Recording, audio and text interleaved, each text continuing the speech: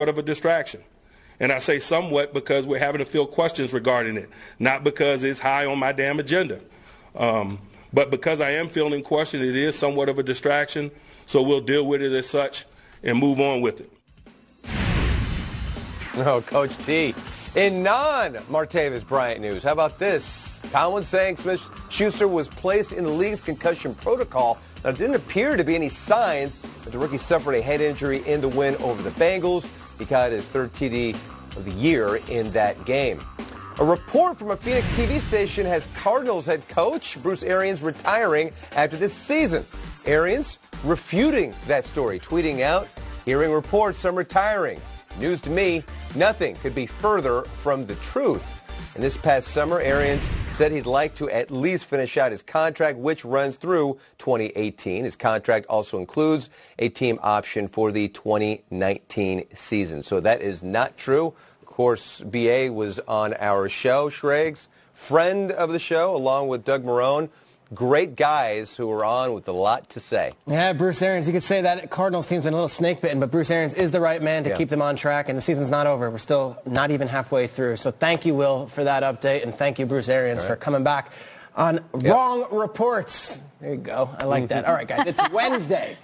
So what does that mean, Kay? It is time for... Which Guy Wednesday? Yes, and here's how it works. Well, before you explain how it works, we must just take a moment here and discuss the fact that a year ago, this week, during a Which Guy Wednesday segment, right before in the commercial break, can I tell the story? Yeah, you can tell the story. Peter Schrager gets a text message and he goes, my wife's in labor with my first child. And I'm like, get out of here, go. And he's like, no, let's do Which Guy Wednesday. And I'm like, we're not going to sit here and discuss like Austin Sperry and Jenkins or Randall Cobb. What are we doing? And you stayed. Stayed because you got to do your job. I love my wife, Erica. I love my new baby son, Nelly. Turns 1 tomorrow. And I'll say something. When I want to talk about Demarius Thomas or Emmanuel Sanders on Which Guy Wednesday, when she's going into labor, you got to finish the job. I will never forget it. We did it. It was unforgettable. It's a blur for me. You don't remember it. The last year's been a blur for me. All right, here's how this segment works. Thank you, Kay. We ask you guys on Twitter to tweet us 2 players at the same position who are giving you starting lineup struggles heading into Week 7. And I've got Kay, the guru, here. And this is tough because it's 6 teams on a bye. We're going to get through this together, guys. We're going to get through it together. This has to be a team effort. The Titans, the Jags, the Giants, the Cardinals, the Packers, and the Rams are all off this week, meaning you have some fill-in players to start. Let's start them off with Twitter. Let's see what they got. Let's go to Josh Dorsey, who says Alvin Kamara versus Chicago or Jerick McKinnon versus Cleveland in London for my flex position. Which Guy Wednesday? So, with the way that Latavius Murray looked, I don't see them taking the ball out of his hands. So you'd think the best case scenario is that Jerick McKinnon gets like 12 touches, like 50% of them perhaps. So I'm going to go with Kamara because he's averaging 97 yards total a game over the past 2 weeks. So with McKinnon, I don't know. Here's the thing. I think people are going to want to try to play both McKinnon and Latavius Murray this week. Would it surprise you to know that the Cleveland Browns are allowing the fewest yards per carry of any team? Yes. They are the toughest against the run, which is weird because you'd think game script, teams would be running all over them. Not the case because you've got, 2.9 yards per carry. So Christian Kirksey, shout out to you, and they're stopping the run. Done. I would not play him. I would play Kamara over and over. Drew Brees looks at him and targets him. He's got 20 targets the past 3 weeks. And he's more fun. I feel like Kamara is like ascending upwards. The Saints are trucking over people. He's good. Let's go with that. All right, second one. I like that. I agree with you on that one. Chris Stone.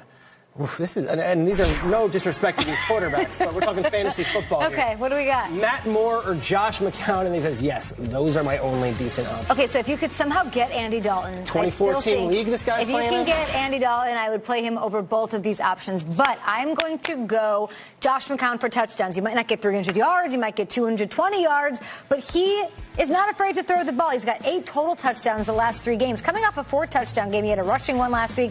Game script against Atlanta. We've all believed Atlanta not playing to their potential. If they can get it going offensively, he's going to have to keep up.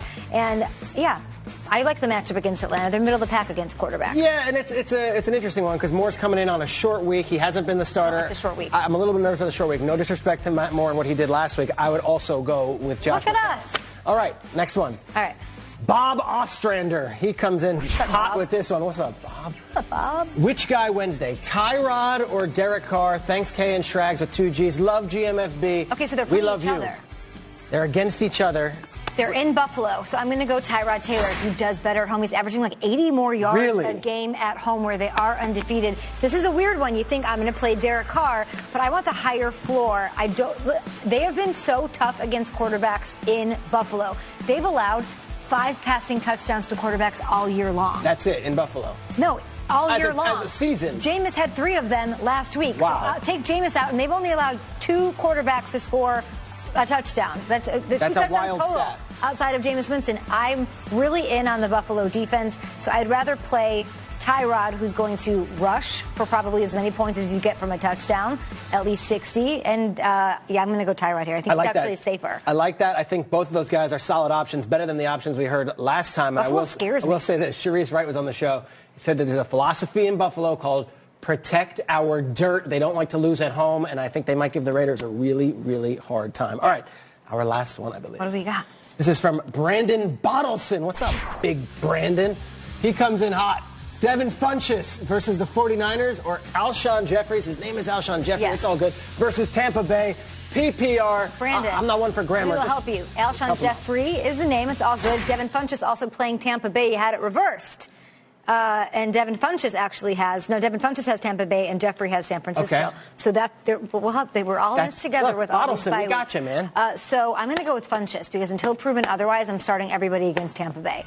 Their defense is so generous to opposing just receivers, running backs, everybody. Diggs, Thielen, Odell, Fitz, Deontay Thompson all had 90-plus yards against. Deontay Thompson had 90 yards or more against them. So this offense with the Eagles, they don't feature Alshon. He's not getting peppered with targets. He's going to earth. He's one of many. He's one of many, and they're not throwing him the ball a ton. I would disagree with you on this one. This is the first one I disagree. I would go with Alshon Jeffrey just because this Eagles offense is so high-flying right now. They are so dialed in, and Carson Wentz is hitting everything. I just look at that matchup, and I'm thinking, okay, San Francisco, their defense is kind of at the seams right now. They just gave up 40 points.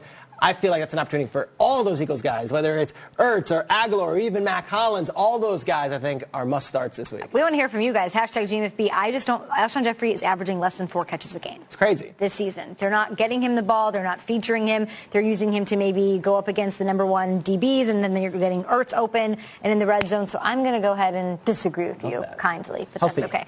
I need a sleeper out of you. Yeah, you've been like dangling a little sleeper. What do we got? I think Thursday night game, I think Matt Moore and Julius Thomas are a combination, and I wouldn't start Moore, but I would start Julius Thomas at tight end. With all these buys, I feel like Julius, he had a couple really nice grabs. He looks like he's healthy, and I think Adam Gase might be wanting to feature him a little bit. So Julius Thomas against the Ravens is my sleeper. Super sleeper. There we have it. That's Which Guy Wednesday. Tweet us, please, at #GMFB. And, they say it's the little things in life, Schrags, that get all the hype, but we don't like to do that on our show. We like to take the underappreciated storylines and tell you what's going on and highlight some of the great stuff some of the guys are doing around the league and some of the stories you might not know about. We'll be back.